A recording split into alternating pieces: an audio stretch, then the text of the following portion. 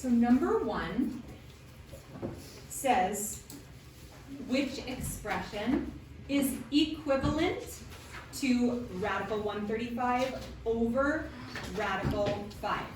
Not only are we going to go through how to do this, but we're going to go over 2 strategies that you can use for questions when you don't know how to do it. Because even though I'm going to teach you guys everything you need to know and go over everything you need to know, there are going to be some things that you just forget how to do and you won't be able to ask for help. So there are some strategies, especially with multiple choice questions, that you're going to want to keep in your back pocket just in case you get stuck, okay? Let's actually talk about the strategies before we go through like the math part of this. The first strategy I want to talk about is what you can do for pretty much every multiple choice situation. You examine the answers. Honestly, you could even cover up the question because you don't need the question to use this strategy. Out of these 4 choices, you can see a big similarity with B, C, and D. Do you see that? Yeah. The radical 3, radical 3, radical 3. We notice that choice A is not really like them. So you can pretty safely eliminate that. Do I think that you should use this strategy instead of trying to do the math?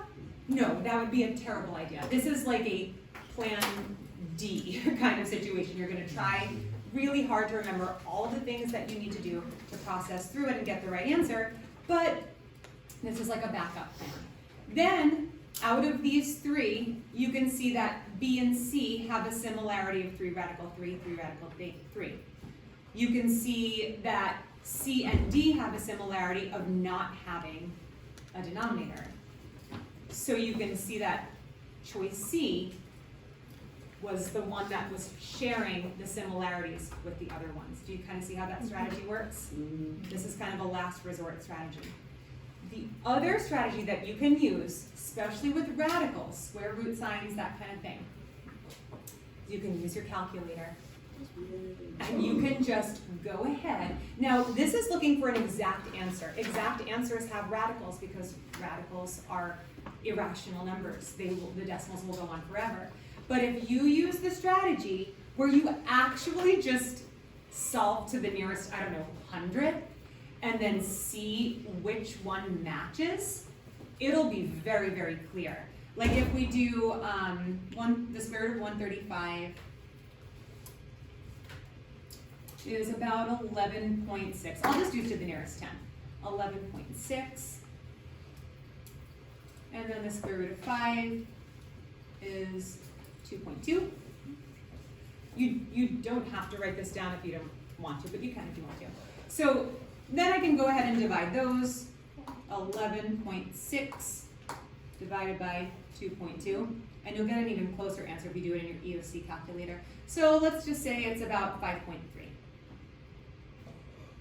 So we want one of these answers to also equal about 5.3. Again, this is not the way you're supposed to solve it. This is just a strategy. So let's try A. Radical 27, square root of 27 is 5.2 over 5. Divide by 5, and we get, 1. That doesn't sound like the right answer, does it? Nope. Okay. 3 radical 3 over 5, so I would have to do, I'm going to do 3 times radical 3, but I'll just do, again, you can just punch this into your EOC calculator, it will give it to you lickety-split, but I can't do that while I'm doing the screen. So I'll do 1.7, and I'll multiply that times 3, and then I'll divide that by 5. And I get 1. Very similar to A, definitely not the right answer. You guys with me? Mm-hmm. And then radical 3 times 3. Ooh, 5.2. Exact? No. No. Very close? Yes. Yes, which is going to happen with radicals. Okay, try D, square root. You guys can see my calculator up there, right? Yeah. Square root of 3 times 9. 15.6. Pretty obvious which one's correct, right? Mm-hmm. Okay, good. Those are just strategies. Now let's talk about how to actually solve it. It's pretty easy. All right. when you have a radical in your numerator and a radical in your denominator, taking notes on this, okay? Radical in your numerator, radical in your denominator, that means you can put them both in a radical house and then simply divide your numerator by your denominator. 135 divided by 5, you can punch that into your calculator, is 27, so it would be radical 27. Still not the answer, but we're getting close. If you guys, I can prove that you're allowed to do that by showing you this. Let me make up a very easy radical problem where it's perfect squares. So let's say I have like radical 64 over radical 4. Very similar where I have a radical over a radical, right? Now let's solve that. What's radical 64? What's the square root of 64? 8. And then radical 4, or square root of 4 is 2. 8 over 2 is 4. Now let's see if I can use that and put the 64 over 4 inside of the radical and make sure we get the exact same thing. What's 64 divided by 4? 16. So we would have radical 16, or square root of 16, which is 4. Same answer, so we can prove that that's okay to do, right? Yeah? Yeah. Okay, so now we have radical 27, and that kind of looks like you have to stop, right? Because it's like, well, 27 isn't a perfect square, so what do we do? Yeah, and because if I put radical 27 into my calculator, 27 square root of that, it's going to give me that decimal number, and that's not an option. So I can break 27 down, or radical 27 down, into 2 factors. And the 27 is easy because naturally you're going to just get 2 factors. And one of them happens to be a perfect square, which is what we want, because we want to free that caged bird, right? So radical 27 can be broken down into 2 factors, radical 9 times radical 3. Radical 9, square root of 9, that's a perfect square. What is it? 3. It's 3. It's free. Now I'm free. Free falling. Okay? Free. It is freed from its radical cage. Don't look at Mr. Winland. He knows I'm crazy. It's okay. It's so petty. I love it when we do that. It's cute. Yeah. Gainesville's We've over. got that. I actually just added that one. We've done the Beatles, "Free as a Bird," and we've also done Queen, "I Want to Break Free." And then of course we have "Shoot." Sing it for me. Somebody sing it for me. This. Sing it loud and proud. This radical 3 cannot break free. So what? Despite all my rage, I'm still in my radical cage. Down now. Yeah, so a little Smashing Pumpkins, because this radical 3, come back to me. This, Lily, this radical 3 cannot break free. So we end it right here, and we have Freebird 3 times radical 3. And we show multiplication just by writing those next to each other, which is simply 3 radical 3. Are you guys with me? Yeah. Okay. All right, that's number 1. Any questions on that? Yeah. Yes. Any other questions on number 1? Yeah. What if the numbers divide and you get a decimal? Which numbers? This? Yeah. Okay, so in that case, you would have to break down each number, the numerator and the denominator, into the free birds and the radicals. The free birds can reduce and on their own, and then the radicals can also reduce on their own. Does that make sense? No. Okay, so if we have, I'm trying to think of an example for that. Like if we have let's say, 35 and 4. let's just say, I'll try to do like an easy one, like radical 20 over radical, 8. how about 18? Dang it. Okay, so that would not give us a whole number if we divided 20 by 18, right? But we could break radical 20 into radical 4 times radical 5. And we could break radical 18 into radical 6 times radical 2. What? I'm sorry, radical 3. And then radical 4 would become free. 2. Yep, Why would it become free? because the square root of 4 is 2. And then we would have 2 radical 5 over, 6. oh, 6 can be broken down into radical 2 times radical 3. And radical 3 times radical 3 is just 3, right? Radical 3 times radical 3 is 3, so that's another free bird. Then 2. And then we would have radical 2 over here, and that would be as simple as you can make it. But if, I just made up those numbers, so I honestly didn't know what they were gonna break down into. But let's say I had another 2 here, then I could cross out, like cancel out those 2's. So you would just break them down the exact same way in just like, you would just use your rules for like reducing a fraction. Does that make sense? Or dividing. Is there something about what I did here that doesn't make sense, or do you understand this Why part? did you multiply the threes? Because these were, 18 breaks down into radical 2 times radical 3 times radical 3. 6. 2 times 3 times 3 is 18, right? 2 times 3 is 6, 6 times 3 is 18. Yeah. Okay.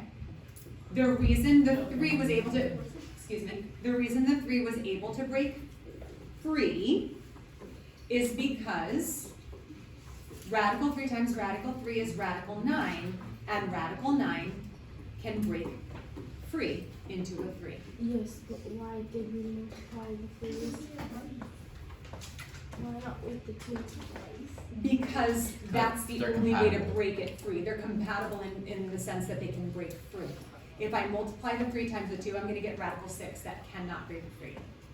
So you have to be very strategic about what you join It together. doesn't have to be just the number, the same number, multiplying it, so.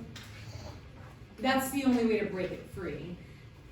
That's what square roots are. It's a number being multiplied times itself. So that's how it breaks free. Okay. Let's go to number 2. And we have a binomial.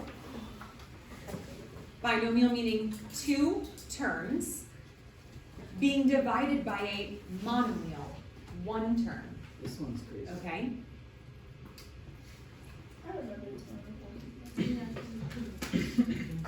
I remember seeing it, I don't remember how to do it. Yeah. Yeah, That's a wash. EOC calculator will not accept variables. Dang it. You can try, but it will not accept them. Sorry. Yeah, that's why I didn't know. Yeah. Supposed to be You gotta need little, like, calculator. wait, things for this one? Wait, I have a question. Liz said we don't need to write this all down, but do we? No, if you already did it. Oh no, you should definitely take notes while we're in class. When you are preparing for tomorrow or like each next day, if you got it right when you took the test and you have all the notes for it, you don't have to do it again in preparation okay. unless you want to. But while we're in class, yes, please take notes. Okay, when a binomial is being divided by a monomial, you must separate them by taking each term of your binomial, this term and this term, and showing that they are both being divided by the monomial. I can prove that that is an acceptable way to do this because I can show you a very easy equation where a binomial, 10 plus 6, do you agree that that's a binomial? It's just a really simple one because it Yeah. doesn't involve any variables. Grayson, take notes, please. So 10 plus 6 is a binomial. We know that it's really easy to solve because 10 plus 6 is 16 and 16 over 2 is 8. But we could also separate the binomial and divide each of those terms by 2. 10 divided by 2 is 5, 6 divided by 2 is 3. 3 plus 5 is 8. So do you guys agree that both methods work in terms of solving and getting the right answer? We could just add the 10 and the 6 because they didn't involve variables. So we didn't have to break them up. We did just like add them and divide. Here we can't add these together because they're not like terms. So what we do is we do this strategy where we separate them, and then we can reduce each fraction here, or each individual division problem. Are you guys okay? We reduce each division problem.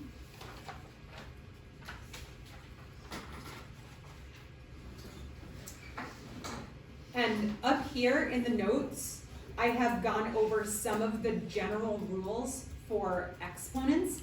For example, if you were dividing same bases, meaning the variable is the same. Girls, Bo, face forward. And girl, are they throwing things in your hair? Yeah. Who's doing it, Alea or Lily? Which one? I don't know. No, I'm asking the girls. Both. Both of you? Okay, thank you.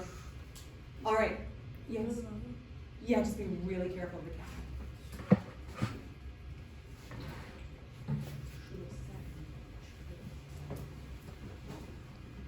All right. A to the 5th over A to the 3rd. And when they are the same bases and they're being divided, the rule is we subtract the exponent. So now we have A to the 2nd. That's how you divide when you have the same bases. You subtract the exponents. I also went over when you have the same base and the same exponent, it's a term being divided by itself, which is 1. No. The other way I can prove it is if you do subtract the exponents, you get 0, and anything to the 0 power is 1. 1. Good. Now let's get back to the problem.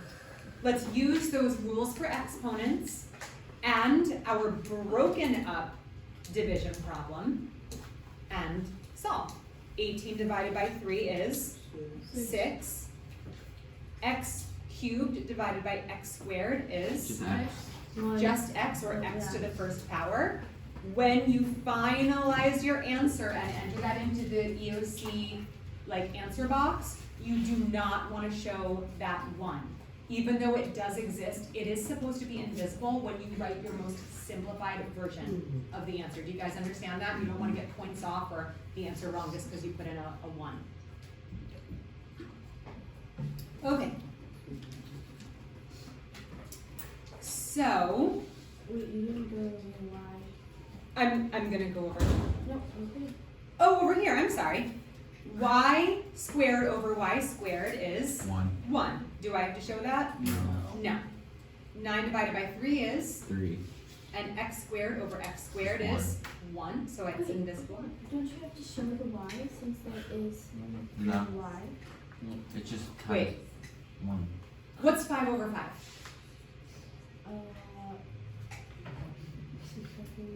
No. What's 5 divided by 5? 1. Good. What's 5 to the 3rd power divided by 5 to the 3rd power? What's 5 divided by 5? We just did that. 0. 0? No, it's 1. Let me make it simpler. What's 5 squared? Is 25. Good. What's 5 squared? 25. Good. What's 5 squared over 5 squared? 25 over 25. Which is? You subtract from 0. You don't subtract. What's 25 over 25? 1. Good. So what's 5 squared? 25. Good. And 5 squared is? 25. Yeah. And 25 over 25 is what? Good. So what's 5 squared over 5 squared? Good. You just did it. So there's 1 y. But you didn't say there's 1 5, you said it's 1. I'm so confused. Okay. But 5 squared over 5 squared. You said that that's 25 over 25, and that equals 1. But you didn't say it's 1 5, so why would y squared over y squared equal 1y? Wouldn't it just equal 1? There would be a y there. How would there be a y there if there's no 5 here? Let me show you this way. If you're not getting it that way, let me show you this way. Y squared means y times y. Do you agree with that? Yeah. Okay. Do you agree that y squared means y times y? What happens when y is over y? Divide. Okay. And what's y divided by y? 1 y. Let's pretend y equals 5. What would 5 over 5 be? There'd be 1. Good. Let's say that y is 29. What would y over y be? Good. Let's say that y is just y. What's y over y? 1. 1. Not 1y. See, you got it. But then why did we put the x there? Because x to the third power over x squared is x to the 3 minus 2. Because we subtract the exponents. 3 minus 2 is 1. X to the 1 power is x. It's all of the exponent rules like wrapped up into one problem. You don't have to put the 1, right? So you can In fact, I just said a minute ago that you should not put the 1, so this is the final answer. Do you understand? Okay.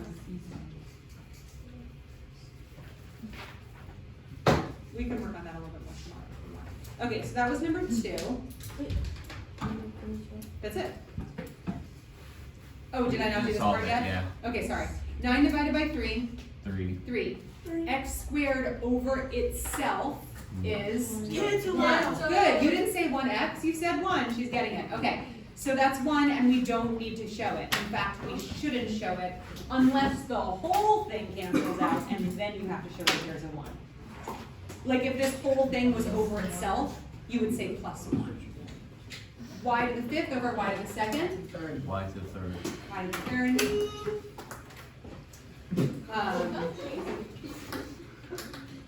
And that's it. Okay.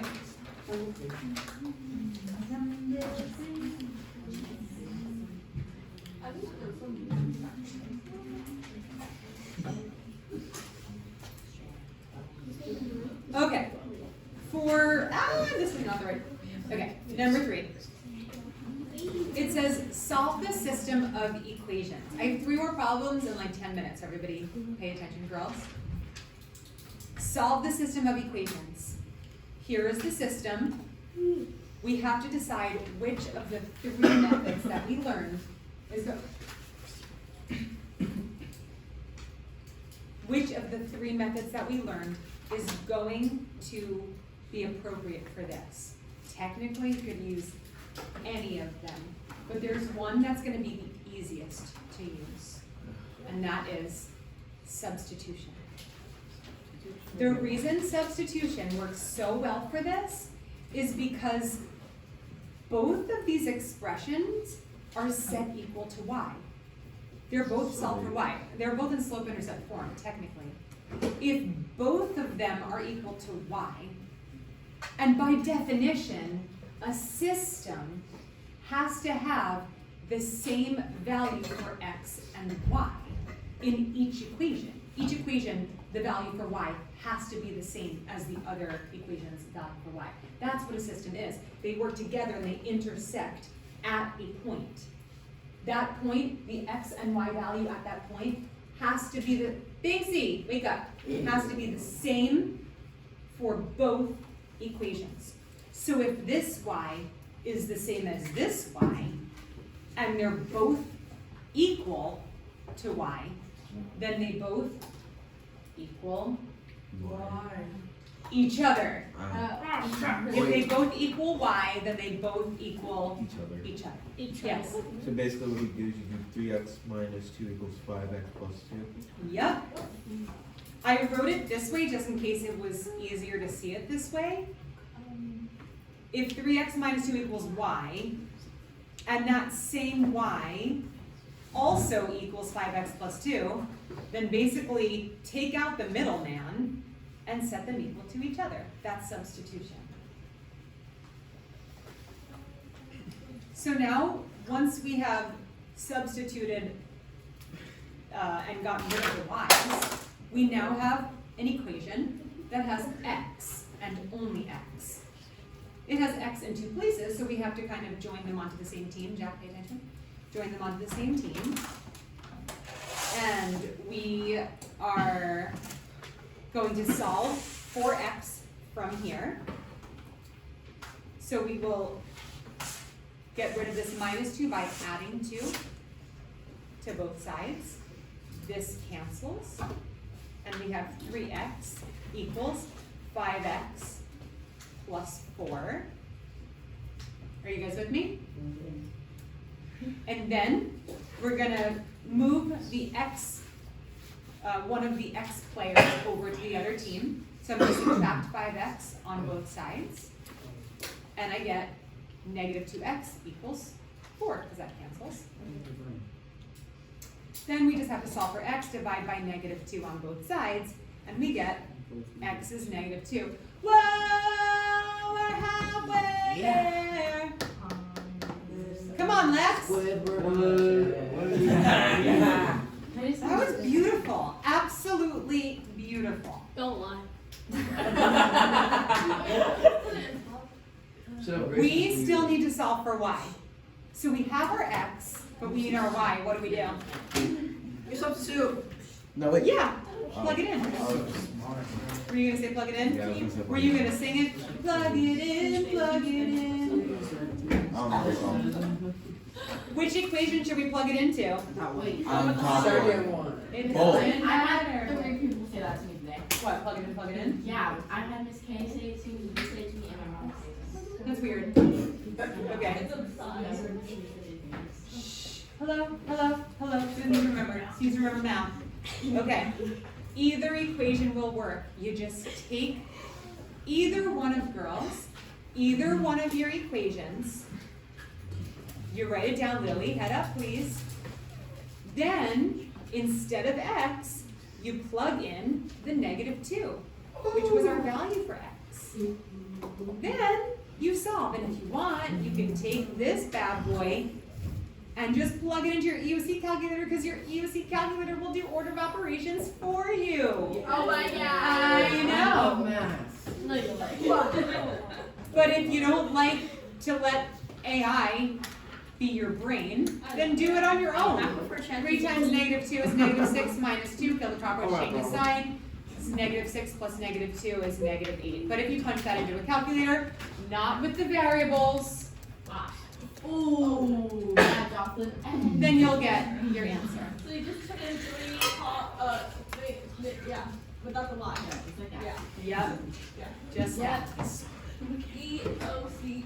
It will automatically tell you what it's equal I love when it on. to. And then we have the coordinate pair -2, -8, which is the point where those lines intersect, okay? That's why we call it the solution. It's the only point on the entire coordinate plane where those lines agree on an x and y value. Yeah. I graphed it, is that okay? I love it. You can graph it also. I just don't know if you're gonna get like I don't think you get a ruler on for the EOC. I don't think they allow you to have a ruler. Whatever you're doing. And it's on computer. But if you have a really steady hand or use the edge of a paper, you can graph it and probably get an answer, Just right? fold the pen. I have 2 more to do and 7 minutes. Okay, this one's very tricky. Some of you are not going to understand this as I go through it. That's why I have all of my notes here so that you can read it. I broke it down really, really simply, okay? This 2.7, what was that? My car keeps going off. Oh, We're yes. going off, that's like 15 minutes. 2.7 to the 3x plus 2 power. This exponent is a binomial. That means that this exponent is actually two exponents being added together. What kind of situation allows you to add exponents? What is the situation where it says, okay, add the exponents? When the bases are, yes, when the same bases are being multiplied, you add the exponents. So this problem is actually requiring us to go backwards with these exponent rules. It's giving us the added exponents and it's saying, how did they get there? Well, how did we get there? These were only added because it had the same base with each exponent being multiplied together. Why is that helpful? Because if the same bases are being multiplied together and they each have their own exponent, if you look at this base with the exponent, we can actually solve that. In our calculator, we punch it in and we get 7.29. We couldn't simplify it before as it was, boys. This one still cannot be simplified, but there's another rule that we can do to unsimplify it. Yes? Backtrack till Yeah. when it goes 2.7 cubed to the power of x. And Yes. the 3, Because the rule that allows us to multiply exponents is when a power is being raised to a power. So we have 2.7 to the third power being raised to the x power. We did go through these in great detail. If you're having trouble remembering, that's okay. I have all of the notes here, and you can go back to the lessons if you want on YouTube. Now, because I was able to break this up as a power being raised to a power, I can now do 2.7 cubed and solve it. That's 19.683. That is being raised to the x power. It cannot be simplified, and this is as simplified as you can get. Therefore, this is your answer, but in the multiple choice, it writes it in the opposite order, which is totally fine. Commutative property of multiplication. Yes. I picked B, which is literally the same thing as D. It is not. You cannot multiply these together because order of operations tells us that before multiplying, the exponent has to be solved. And since the exponent can't be solved, we're not allowed to multiply. But I see how you got that. That's why they chose that as an answer, because they knew that some people would go, Why is it 7.27?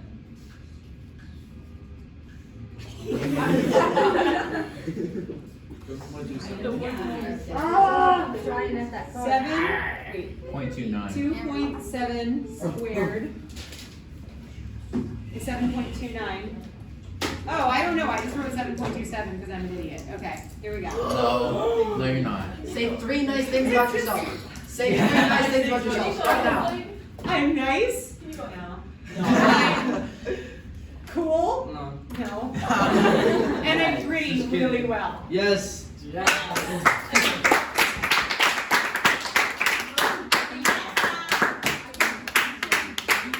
Okay, so that's our answer. I have one more to get through, and it's also really a lot. Oh my god. I have to go through this right now. Okay. The next one is where you're given a function. This one happens to be quadratic. It doesn't really matter what kind of function it is. What we're saying is the function is changing. There's a shift. How is it changing?